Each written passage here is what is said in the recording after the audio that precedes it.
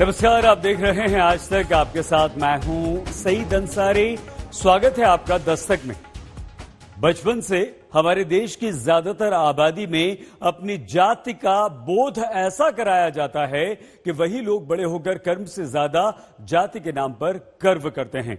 अपनी जाति की नुमाइश की ऐसी ही आदत के कारण प्रधानमंत्री कार्यालय से सामाजिक ताने बाने को बिगड़ने से बचाने का निर्देश आया और उत्तर प्रदेश में अब पुलिस लोगों से पूछ रही है, जात क्यों लिखे कार पर? गाड़ियों पर अपनी जाति का स्टिकर चिपकाने वालों, जाति लिखाने वालों के खिलाफ सख्त कार्रवाई की पहली दस्तक यूपी से शुरू हुई है, जिसे पूरे देश में हर जगह लागू होना चाहिए।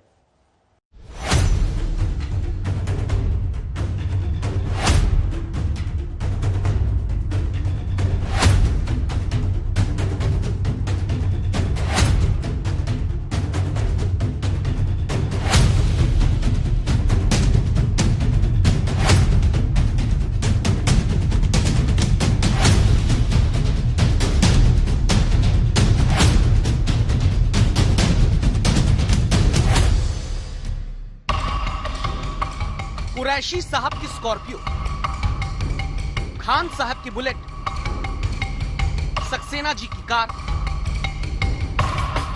यदुवंशी लिखा टेम्पो,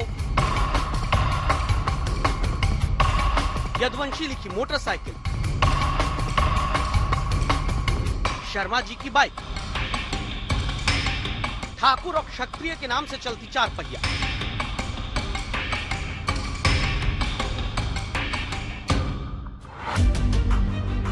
बाइक हो या मोटरसाइकिल, टेम्पो हो या कार, कंपनी इंजन लगा कर देती है। पेट्रोल डीजल से चलते हैं, लेकिन भारतीय समाज की गाड़ियां मानो कंपनी के इंजन से ज्यादा जाति के स्टिकर रूपी इंजन से ही चलते हैं।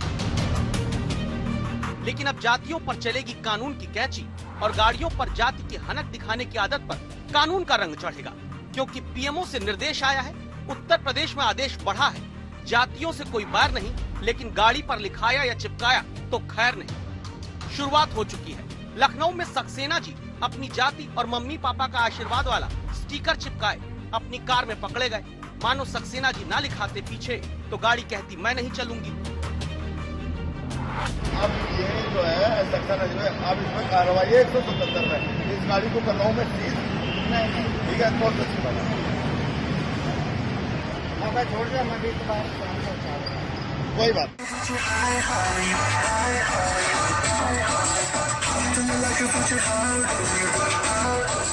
सुनील शेट्टी की रक्षक फिल्म के गाने पर तक्षक बनकर तन मन डोलाती है स्कॉर्पियो नागिन इसलिए बन बैठी क्योंकि ये कुरैशी साहब की जाति से इतना प्रेम कि स्कॉर्पियो के आगे नंबर प्लेट पे कुरैशी, डैशबोर्ड पर रखवाया कुरैशी नेम प्लेट, पीछे नंबर प्लेट पर लिखवाया कुरैशी। मोहल्ले वाले इस नागिन स्कॉर्पियो को आता जाता देख कुरैशी साहब की गाड़ी जा रही है कहते होंगे, लेकिन अब कुरैशी साहब कानून का पाठ पढ़ रहे हैं और उनकी गाड़ी थाने में चालान कटवाए खड़ी है। हमारे कैमरे के सामने खड़ी इस कार को आप देख पा रहे होंगे, ये स्कॉर्पियो कार मॉडिफाइड कार है, कोई ऐसी वैसी कार नहीं है, ये डांसिंग कार है जिसका चालान गाजियाबाद पुलिस ने किया है। आप देख पा रहे होंगे कि किस तरीके से बकायदा इस स्कॉर्पियो कार को मॉडिफाइड किया गया है, कुरैशी लिखा हुआ है। आपको बता दूं कि उत्तर प्रदेश सरकार ने बकायदा एक एडवाइजरी जारी की है कि उत्तर प्रदेश में कोई भी ऐसी कार जिसमें जाति सूचक शब्द का इस्तेमाल किया गया होगा, स्टिकर लगाया गया होगा, उसको सीज किया जाएगा। दरअसल उत्तर प्रदेश के सभी जिला परिवहन अधिकारियों को निर्देश दिया गया है, यूपी में जाति सूचक स्टिकर या शब्द किसी वाहन पर दिखे तो चालान तो होगा ही, गाड़ी भी सीज की जा सकती है। 41,500 का चालान इस स्कॉर्पियो कार का किया गया है। आप देख पा रहे हैं पीछे की तरफ इसमें बकायदा लिखा हुआ है कश्मीरी और कुरैशी नंबर प्लेट पर लिखा हुआ है, जो सीधे सीधे नॉर्म से उसका उल्लंघन करती है। दिल्ली नंबर की ये कार है। चालान कट्टा दिखा तो गाजियाबाद में कुछ लोगों को जाति से ज्यादा जेब की ऐसी चिंता आई कि जात धर्म का स्टिकर हटाने में भल मनसाहत समझने लगे।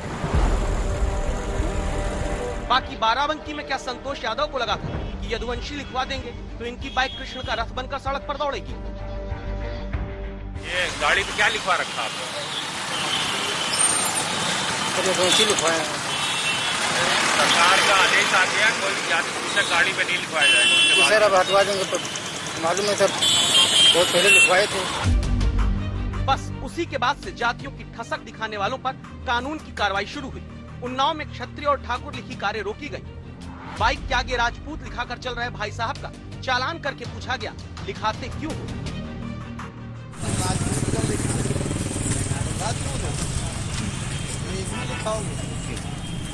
क्यों लिखवाए? क्यों लिखवाते हैं जाति? इस सवाल का जवाब तलाशते हुए आज तक संवाददाता मुरादाबाद पहुंचे। कार के नीचे सहगल साहब और एक कार के ऊपर सैनी साहब लिखा हुआ मिला। कैजुअली लिखवा लेते अपना कि ठीक है, अपना एक तो ट्रेडमार्क हो जाता है, जैसे कि अपना बिरादरी का जो होता है कि इससे पता चल जाता है कि हाँ जी ये अपनी बिरादरी की गाड़ी है। कल को कोई प्रॉब्लम में फंसते हैं तो दूर से आदमी अपनी बिरादरी का जा रहा हो तो हेल्प करने के लिए आगे आ जाता है। जाति का प्रदर्शन करके सत्ता से अपनी करीबी दिखाने की कोशिश होती है। किसी खास जाति बाहुल्य इलाके में उसी जाति के लोग अपनी कास्ट का स्टिकर लगाकर वर्चस्व सड़क पर दिखाना चाहते हैं। जाति या पेशे का स्टिकर लगाकर कानून तोड़कर बचना चाहते हैं। एक वजह यह भी है कि लोगों को कानून के बारे में पता भी नहीं, क्योंकि कानून तो कहता है कि गाड़ियों की अगली या पिछली विंडशील्ड पर आप कुछ भी नहीं लिख सकते, न ही नंबर प्लेट पर कोई स्टिकर लगा सकते हैं। लेकिन महाराजगंज में शमशाद अली बुलेट के आगे नंबर प्लेट पर नंबर छोड़ खान लिखवाकर चलते मिले। पुलिस ने खान साहब को कानून का रंग याद कराया। भारत में जातियों में बटे समाज को एकता में पिरोने की कोशिश तो दशकों नहीं, एक सदी पहले से हो रही है। तमाम समाज सुधार आंदोलनों के बावजूद जाति नागरिकों के दिल से इसलिए नहीं जाती क्योंकि राजनीति हावी है। राजनीतिक दल जाति का वर्चस्व देखकर ही संबंधित कास्ट का प्रत्याशी उतारते हैं। पार्टियां जातियों का प्रकोष्ठ बनाकर जातिगत वोट साधती हैं।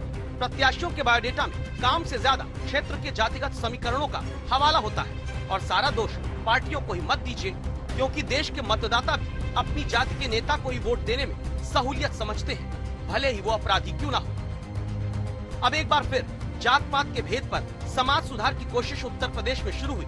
पहले जुर्माना 500 और फिर आगे गाड़ी सीज करने तक की कार्रवाई। लेकिन जाति में बांटने वाली सियासत कैसे सीज होगी? दस्तक इसके लिए जरूरी है।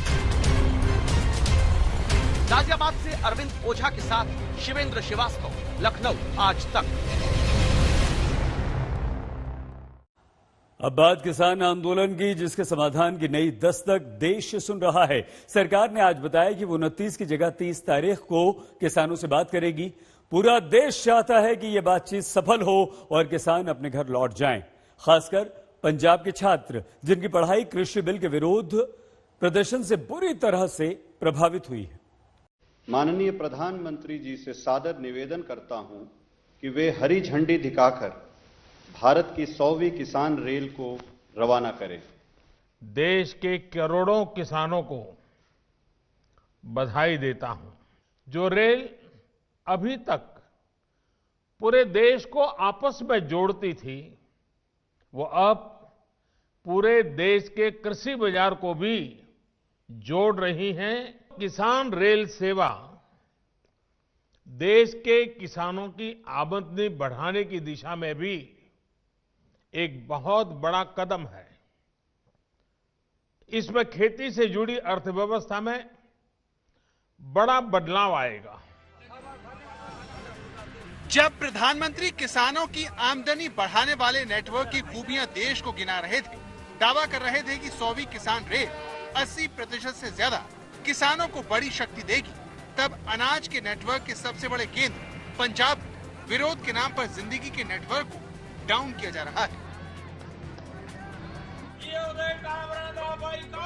ये पंजाब का मनसा है, जहां सरकार से नाराज लोगों का पंचिंग बैग बन गए हैं टेलीकॉम टावर। प्रदर्शनकारी इनके आगे खड़े होकर पहले नारेबाजी करते हैं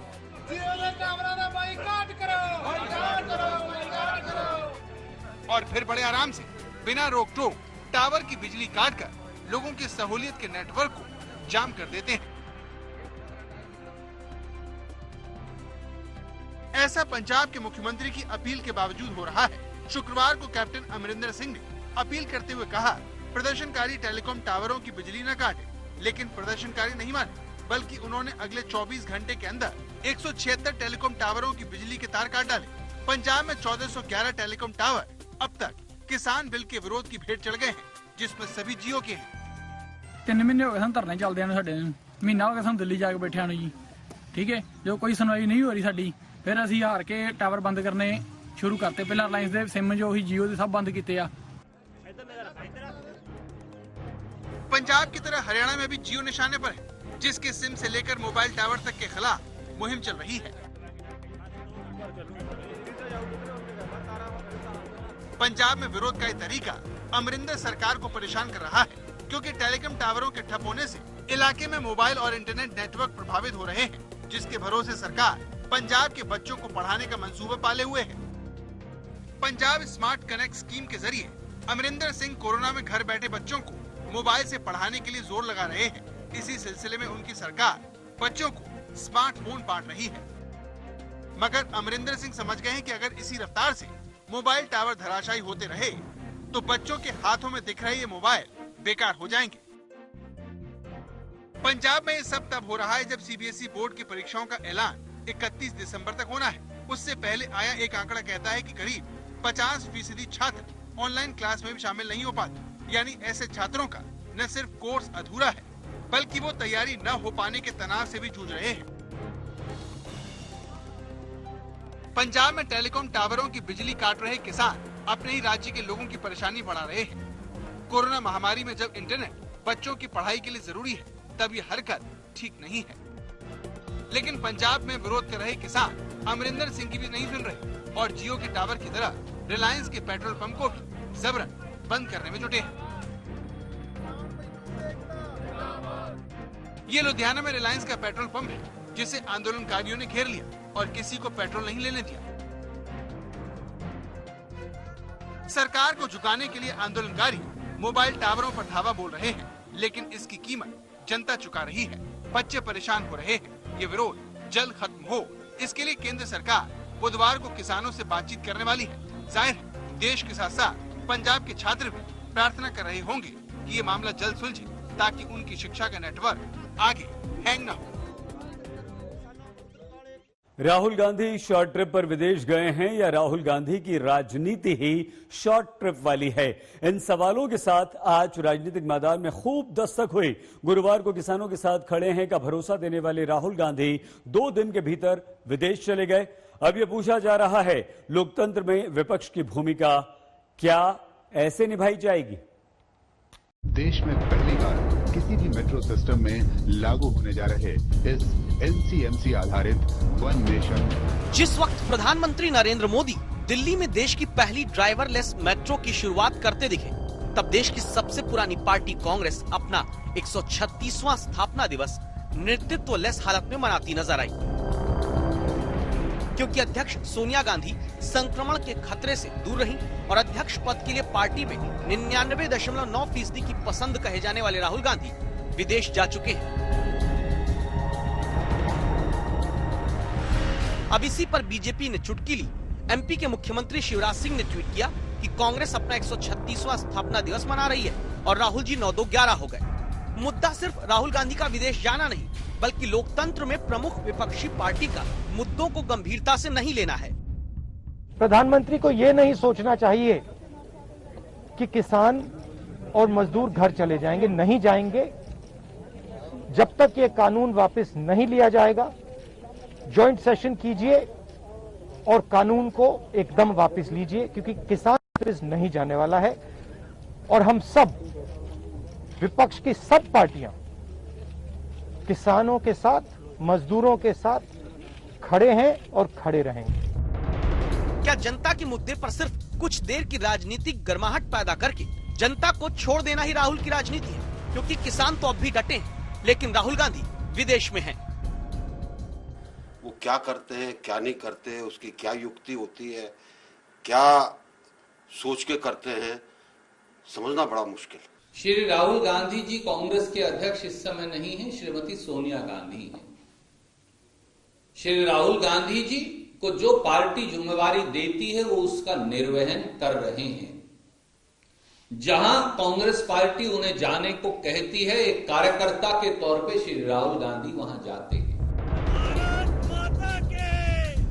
अध्यक्ष तो अमित शाह भी पार्टी के नहीं है, लेकिन पश्चिम बंगाल से असम तक चुनावी तैयारियों में जी जान झोंके हुए हैं और राहुल गांधी दावा है कि मई 2019 के लोकसभा चुनाव के नतीजे आने के बाद से 17 राज्यों का एक बार भी दौरा करने नहीं गए। 5 राज्यों में केवल एक बार राहुल गांधी गए। 5 अन्य राज्यों में 2 बार राहुल गांधी दौरा करके आए हैं। सिर्फ 8 बार केरल जरूर गए, जहां से राहुल सांसद चुने गए। गुजरात में कांग्रेस को 0 सीट प्राप्त हुए। उत्तर प्रदेश में कांग्रेस को 0 सीट प्राप्त हुए। मणिपुर में कांग्रेस को 0 सीट प्राप्त हुए। कर्नाटक में कांग्रेस को 0 सीट प्राप्त हुए। तेलंगाना में कांग्रेस को 0 सीट प्राप्त हुए। फिर और कुछ कहना बाकी रहा? राहुल गांधी के 2013 में कांग्रेस उपाध्यक्ष बनने के बाद 5 साल में पार्टी 24 चुनाव हारी। 2017 के आखिर में राहुल के अध्यक्ष पद संभालने के बाद से 10 राज्यों में विधानसभा चुनाव और लोकसभा चुनाव में कांग्रेस को हार का मुंह देखना पड़ा। यही कारण है 4 राज्यों में सिमटी कांग्रेस जब अपना स्थापना दिवस मना रही थी, तब राहुल के विदेश में होने से जुड़े सवाल का जवाब प्रियंका भी देना पसंद नहीं कर पाई।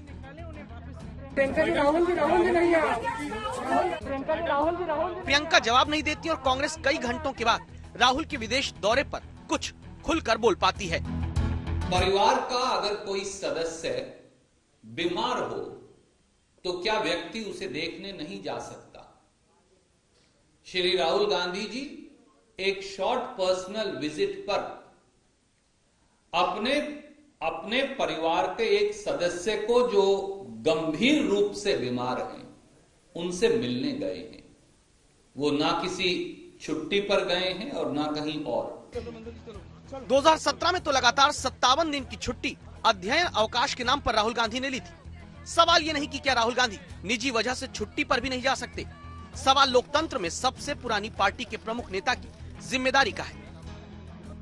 जब प्रधानमंत्री होकर भी 5 साल में नरेंद्र मोदी 58 विदेश दौरा करते हैं, लेकिन राहुल गांधी 2015 से 2018 के बीच 247 बार बिना एसपीजी को सूचित किए विदेश जा चुके हैं। अब इस बार राहुल की विदेश ट्रिप शॉर्ट रहेगी या फिर राजनीतिक जिम्मेदारी उठाने का मादा ही राहुल गांधी में शॉर्ट है? जवाब कांग्रेस को अपने भीतर गंभीरता से सोचना है। मौसमी सिंह के साथ हिमांशु मिश्रा, दिल्ली आज तक। प्रवर्तन निदेशालय केंद्र सरकार के अधीन आने वाला वो विभाग जिस पर सबसे ज्यादा विपक्षी नेता आरोप लगाते हैं। इस सूची में आज शिवसेना के सांसद संजय राउत भी शामिल हो गए। आप देखिए, आप मुझसे पंगा मत लेना, आप मुझसे पंगा मत लेना। मैं देखता हूँ, मैं नंगा आदमी हूँ, जो करना हो कर लो।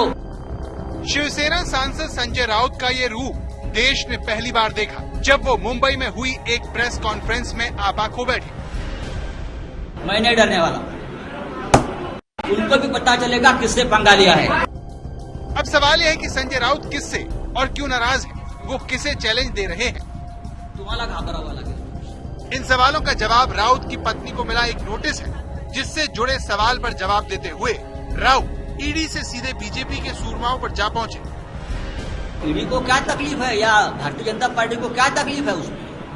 इस देश में भारतीय जनता पार्टी में ऐसे बड़े बड़े सुरमा बैठे हैं, अगर मैं उनके परिवार तक पहुंचा तो आपको देश छोड़कर भागना पड़ेगा। 50 लाख रुपए के लेन देन के मामले में प्रवर्तन निदेशालय ने संजय राउत की पत्नी उषा राउत को नोटिस भेजकर 29 दिसंबर को पूछताछ के लिए बुलाया है। वर्षा राउत ने एक माधुरी राउत नामक व्यक्ति से 55 लाख का लोन लिया है। माधुरी राउत प्रवीण राउत की वाइफ हैं। प्रवीण राउत HDIL कंस्ट्रक्शन की सब्सिडियरी कंपनी गुरु आशीष कंस्ट्रक्शन के डायरेक्टर हैं। HDIL कंपनी के प्रमोटर्स सारंग और राकेश वाधावन PMC बैंक स्कैम में मुख्य अक्यूज्ड है और इसीलिए वर्षा राउत को अब समन कर इस ट्रांजैक्शन के बारे में पूछताछ के लिए ईडी के अफसरों ने ईडी के दफ्तर 29 दिसंबर को बुलाया है। लेकिन बीजेपी संजय राउत की सफाई से संतुष्ट नहीं है और इस मामले को तूल देने में लगी है। मगर इस विवाद ने ईडी को एक बार फिर कटघरे में खड़ा कर दिया है, जिसे विपक्ष के खिलाफ इस्तेमाल करने का आरोप अक्सर लगता रहता है। मेरी पत्नी एक शिक्षिका है, उसने अपने एक दोस्त से 10 साल पहले 50 लाख का कर्जा लिया है। वो पूरा कर्जा हमने इनकम टैक्स को दिखाया है, वो हमने राज्यसभा के एफिडेविट में दिखाया है। आरोप है कि एनसीपी को मिटाने के लिए महाराष्ट्र विधानसभा चुनाव से पहले शरद पवार को ईडी का नोटिस भेजा गया। इसी तरह अगस्त 2019 में J&K बैंक घोटाले मामले में एंटी करप्शन ब्यूरो ने महबूबा मुफ्ती को घेरा। ईडी ने मनी लॉन्ड्रिंग केस में जम्मू कश्मीर के पूर्व मुख्यमंत्री फारूक अब्दुल्ला से राजनीतिक प्रतिशोध के चलते पूछताछ की। संजय राउत का दावा है कि उनकी पत्नी से जुड़ा मामला भी ऐसा ही है। कुछ लोग बीजेपी की परिवार से आ रहे हैं और महत्वपूर्ण लोग जो मध्यस्थ है वो बार बार मुझे ये कहने की कोशिश करते हैं कि आप उसमें मत पड़िए, ये सरकार हम किसी भी हालत में गिराने वाले हैं। हमारे पास केंद्र की सत्ता है, पूरी ताकत है, हमारे पास ईडी है, सीबीआई है, इनकम टैक्स है और एक सूची हमें दिखाई उसमें प्रताप सरनाईक का भी नाम था। आपने देखा उसका क्या हो गया। तो हम सबको टाइट कर देंगे शब्द है और ये सरकार हम गिराएंगे। मैंने कहा हिम्मत है तो गिरा के दिखाइए। आरोपों का संजय राउत ने आरोपों से जवाब दिया। वहीं शिवसेना ने मुंबई में ईडी दफ्तर के बाहर बीजेपी प्रदेश कार्यालय का पोस्टर लगाकर ये जता दिया कि आने वाले वक्त में महाराष्ट्र में सियासत के ये शोले भड़कते रहेंगे। दिव्येश सिंह, मुंबई, आज तक। दस्तक में आज के लिए बस इतना ही। अपना बहुत ख्याल रखिएगा। देखते रहिए आज तक।